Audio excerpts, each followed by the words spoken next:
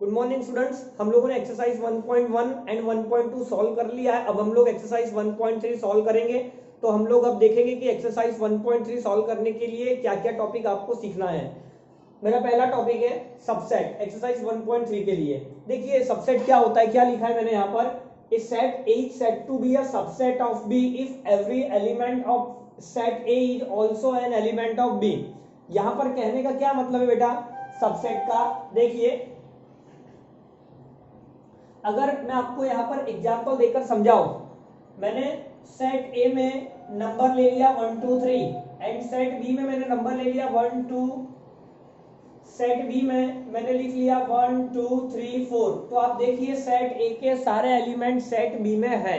Okay, तो जब भी ऐसा होता है तो हम कहेंगे कि ए इज सबसेट ऑफ बी, और मैथमेटिकली हम लोग सिंबल में इस तरह से डिनोट करेंगे ए इज सबसेट ऑफ बी। इसे क्या पढ़ा जाएगा बेटा, ए इज सबसेट ऑफ बी, मतलब सेट ए के सारे एलिमेंट सेट बी में है। अगर सेट ए के सारे एलिमेंट सेट बी में ना हो तो हम लोग इस तरह का सिंबल यूज करेंगे, A does not subset of B. ठीक है, ये सबसेट और ये does not subset of B. देखिए मैथमेटिकली इस तरह भी लिखा जाता है, इफ, यहां पर ध्यान से देखना, अगर सेट ए के सारे एलिमेंट सेट बी में है, ऐसा कब होगा, सेट ए के सारे एलिमेंट सेट बी में है, ऐसा कब होगा, if A belongs to A this implies A belongs to B. ये जो सिंबल है बेटा इसे पढ़ा जाएगा इंप्लाइज। ठीक है, इसे आप लोग पढ़ेंगे इंप्लाइज। इसका मतलब होता है कि अगर ए सेट ए में है तो सेट बी में भी होना चाहिए। कहने का वही मतलब हुआ जो मैंने आपको पहले समझा दिया कि अगर किसी सेट ए के सारे एलिमेंट सेट बी में हो तो हम लोग सेट ए को सेट बी का सबसेट कहेंगे। सिंपल एग्जांपल मैंने आपको पहले ही समझा दिया। अब हम लोग आगे बढ़ते हैं, क्या लिखा है देखिए, if A is subset of B and A is not equal to B then A is called proper subset. देखिए यहां पर मैंने क्या लिखा हुआ है, प्रॉपर सबसेट। तो यहां पर जो मैंने ऊपर आपको एग्जांपल दिया कि a equal to 1 2 3, b equal to 1 2 3 4, आप क्लियरली देख पा रहे हो a is not equal to b है और a is subset of b है। तो यहां पर आपका सेट a जो है वो प्रॉपर सबसेट होगा, और इस केस में सेट b को हम लोग क्या कहेंगे, सुपर सेट। b को क्या कहेंगे, सुपर सेट कहेंगे। देखिए अब एक चीज और नोट कर लीजिए, कोई भी सेट खुद का सबसेट होगा, कोई भी सेट खुद का सबसेट होगा। अगर मैं बात करूं एम्प्टी सेट की, तो आप जानते हो कि एम्प्टी सेट में कोई एलिमेंट नहीं होता है, इसलिए एम्प्टी सेट सारे सेट का सबसेट होगा। एम्प्टी सेट सारे सेट का सबसेट होगा। चलिए आगे बढ़ते हैं। सबसेट्स ऑफ आर, आर का मतलब सेट ऑफ रियल नंबर्स। देखिए नंबर सिस्टम आप लोग जानते हैं, नंबर सिस्टम आप लोग स्टैंडर्ड 9 से पढ़ते चले आए हैं। ठीक है, हम लोग जानते हैं कि n का मतलब क्या होता है, set of natural numbers 1 2 3 4 and so on. इसके बाद हम लोग लिखते हैं w, w का मतलब होता है सेट ऑफ होल नंबर्स। यहाँ पे बस 0 एक्स्ट्रा आता है, फिर 1 2 3 4 एंड सो ऑन। फिर इसके बाद हम लोग लिखते हैं सेट ऑफ इंटीजर्स, यहाँ पर negative integer, 0 and positive integer, इस तरह के नंबर्स होते हैं। इसके बाद हम लोग लिखते हैं रैशनल नंबर। रैशनल नंबर, देखिए रैशनल नंबर को रोस्टर फॉर्म में नहीं लिखा जाता, इसे सेट बिल्डर फॉर्म में लिखा जाता है इस तरह से, x such that x is equal to p by q, p q belongs to z, q is not equal to 0। Rational number के बाद आता है बेटा इररेशनल नंबर, जिसे हम लोग t से लिखते हैं। ये क्या होता है, x such that x does not belong to q। ठीक है, x does not belong to q and x belongs to r। तो ये होता है हमारा इररेशनल नंबर, मतलब जो रैशनल नहीं होता है बट रियल, तो सारे नंबर रियल नंबर होते हैं। ओके, तो यहां पर अगर मैं बात करूं सबसेट्स ऑफ आर, तो बेटा ये सारे सेट जो हैं वो रियल नंबर के सबसेट होते हैं। काफी आसान टॉपिक है ये। n is subset of R, W is subset of R, Z is subset of R, Q is subset of R, T is subset of R।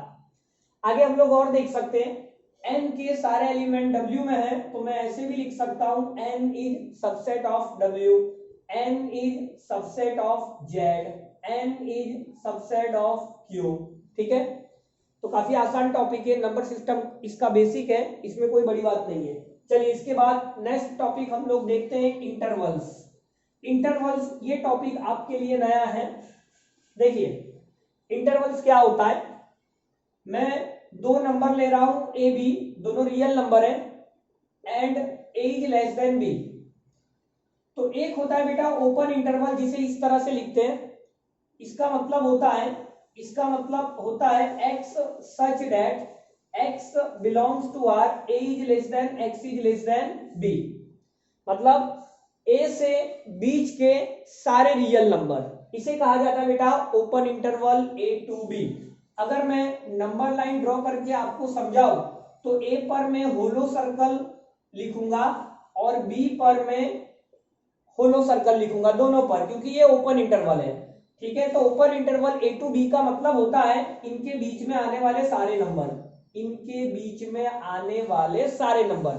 जैसे अगर मैं आपको एग्जांपल देके बताऊं, मैंने लिखा open interval 1 to 4 open interval, तो इसका मतलब होगा x such that x belongs to R, 1 is less than x is less than 4।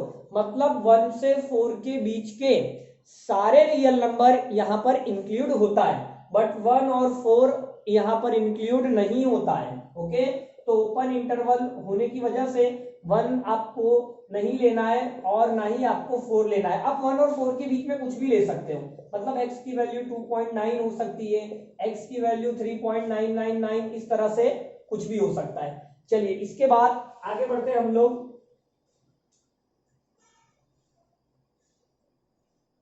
Open interval के बाद हम लोग देख लेते हैं क्लोज्ड इंटरवल। ठीक है, देखिए इसे कहा जाता है बेटा ओपन इंटरवल, ओपन इंटरवल। इसके बाद में आएगा बेटा क्लोज्ड इंटरवल, क्लोज्ड इंटरवल। देखिए यहां पर क्या होता है, पहले तो आप इसका सिंबल ध्यान से देख लीजिए, यहां पर इस तरह से स्क्वायर ब्रैकेट होता है। इसका मतलब क्या होता है, x such that x belongs to R, a is less than और equal to x is less than और इक्वल टू b। इन दोनों में बेटा क्या डिफरेंस है, तो इन दोनों में डिफरेंस ये है कि यहाँ पर एंड वैल्यू भी काउंट होता है, मतलब आपको x की वैल्यू भी लेना है और x की वैल्यू a भी लेना है और b भी लेना है। ठीक है, जैसे अगर मैं इसे नंबर लाइन पर ड्रॉ करूं तो अब आपको a पर डार्क सर्कल लेना है और b पर आप डार्क सर्कल लेंगे, दोनों पर, और उनके बीच की भी सारी वैल्यूज आपको यहाँ पर लेना है। तो ये होता है आपका क्लोज्ड इंटरवल। आगे बढ़ते हैं। देखिए यहां पर दोनों का कंबाइंड करके भी इंटरवल बनता है, left open right close, left close right open. तो मैं इसके बारे में भी आपको समझा दे रहा हूं।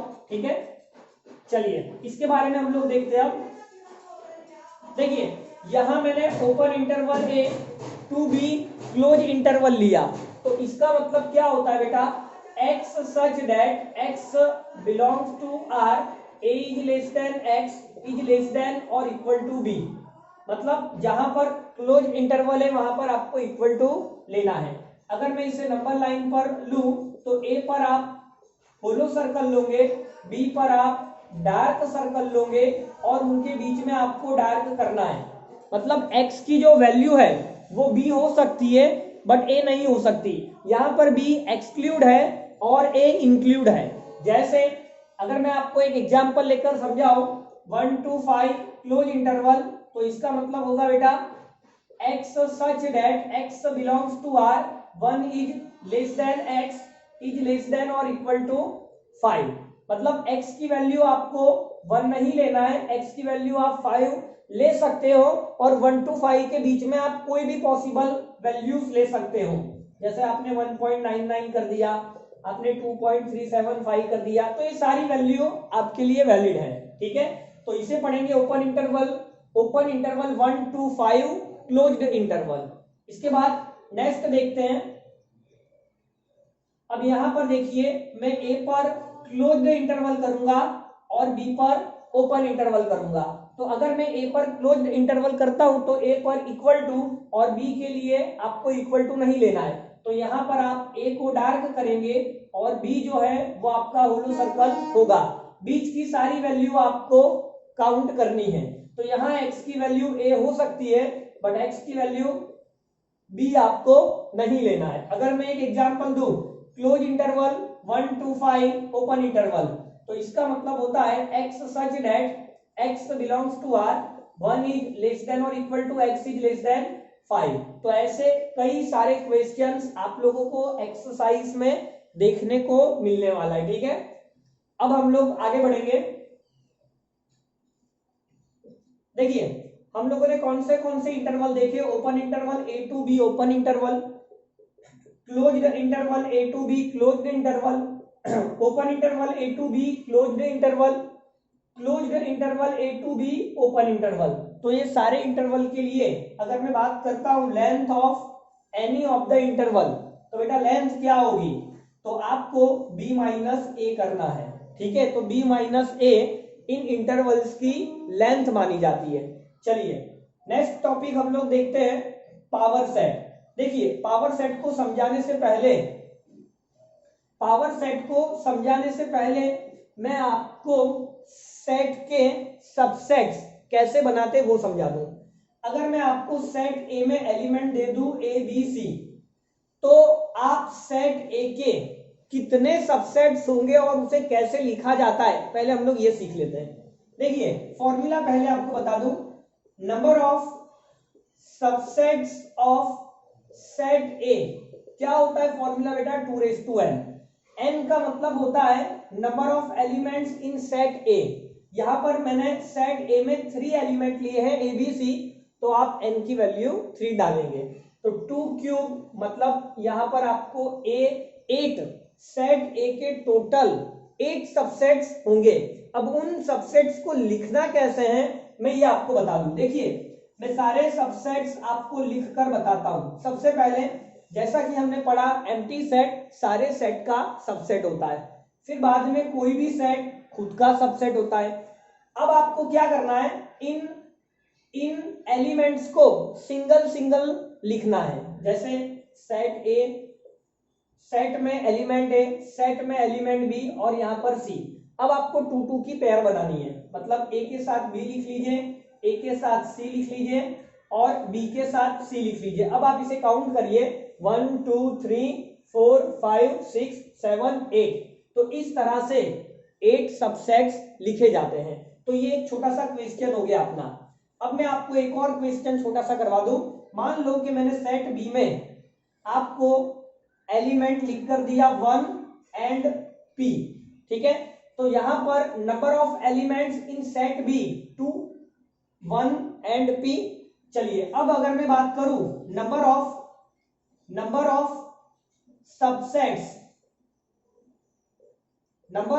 सबसेट्स ऑफ सेट बी, तो बेटा फॉर्मूला क्या सीख रखा है 2n।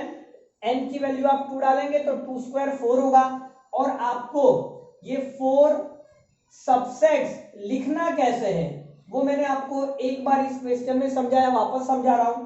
सबसे पहले आप लिखेंगे एम्प्टी सेट, सारे सेट का सबसेट होता है। फिर आप लिखोगे सेट बी, कोई भी सेट खुद का सबसेट होता है।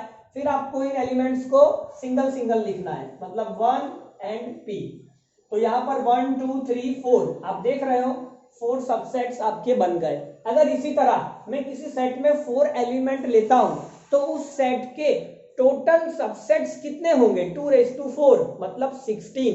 और उन 16 सबसेट्स को आप लिखेंगे कैसे, सबसे पहले एम्प्टी सेट, फिर बाद में सेट है, फिर बाद में जो 4 एलिमेंट्स है उनका आप सिंगल सेट बनाएंगे, फिर आप 2 का सेट बनाएंगे, फिर 3 का सेट बनाएंगे। तो इस तरह से आपका 16 सबसेट्स बन जाएगा। ओके, तो इस तरह से किसी भी सेट के टोटल सबसेट्स कितने होते काउंट किया जाता है और उनके सबसेट कैसे लिखे जाते हैं वो हमने सीख लिया।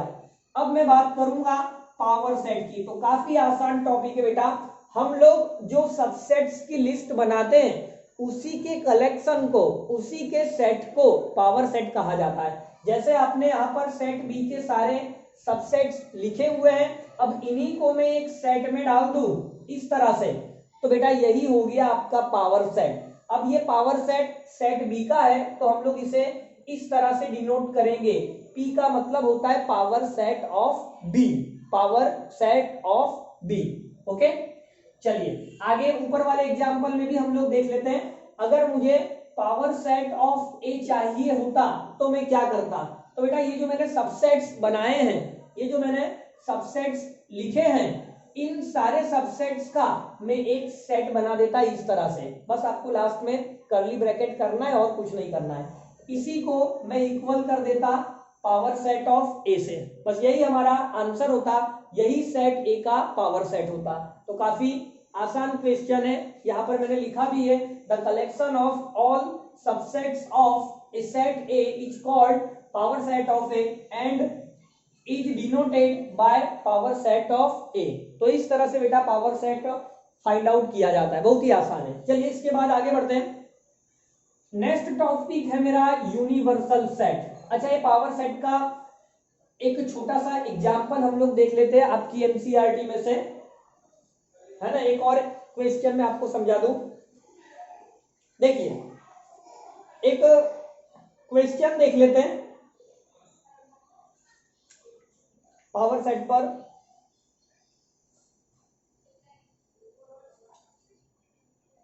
देखिए यहां पर डेफिनेशन में समझाया हुआ है, आपको इस तरह से एक क्वेश्चन दिया हुआ है, डेफिनेशन 5 लिख करके टाइटल आपको ए में दिया है 1 2, ठीक है।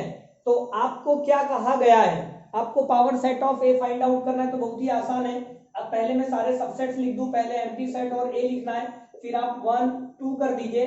फिर बाद में आप क्या करेंगे, पहले तो ये n की वैल्यू na इक्वल टू 2 हुआ, तो यहाँ पर आपको टोटल सबसेट्स मिलेगा 2n, मतलब 2 स्क्वायर इक्वल टू 4। तो यही 4 हमारे सबसेट्स होंगे, इन्हीं का आपको सेट बना देना है। तो ये हो गया आपका पावर सेट ऑफ ए। वैसे मैंने पिछले 2 क्वेश्चंस जो समझा है उसी की तरह, कोई बड़ी बात नहीं है। अब हम लोग एक टॉपिक और देख लेते, फिर बाद में एक्सरसाइज स्टार्ट करेंगे। देखिए इसके बाद टॉपिक है हमारा यूनिवर्सल सेट। यूनिवर्सल सेट किसे कहा जाता है, यूनिवर्सल सेट किसे कहा जाता है? तो मैं आपको एकदम आसान लैंग्वेज में समझाऊंगा। जिस तरह से स्कूल में प्रिंसिपल होते हैं और उनके अंडर में बाकी टीचर्स होते हैं, वैसे ही यूनिवर्सल सेट जो होता है वो बाकी सारे सेट से बड़ा होता है। बाकी के सारे सेट्स यूनिवर्सल सेट के सबसेट होते हैं। जैसे मैं अगर किसी क्वेश्चन की बात करूं, मैंने आपको यूनिवर्सल सेट में 1 2 3 4 5 6 7 8 9 10 तक नंबर लिख दिए। तो अब अगर इसके साथ में कोई और सेट एबीसी लिखता हूं, तो 100% ये सेट जो है एबीसी वो यूनिवर्सल सेट का सबसेट होना चाहिए। मतलब A is subset of universal set, B is subset of universal set and C is subset of universal set. तो कहने का मतलब, जिस तरह से स्कूल में प्रिंसिपल सर होते हैं और बाकी के सारे टीचर उनके अंडर में होते हैं, वैसे ही यूनिवर्सल सेट सारे सेट से बड़ा होता है और बाकी के सारे सेट्स यूनिवर्सल सेट के सबसेट होते हैं। तो यहां पर हमारी एक्सरसाइज 1.3 के लिए जो थियरी पार्ट है वो कंप्लीट हुआ।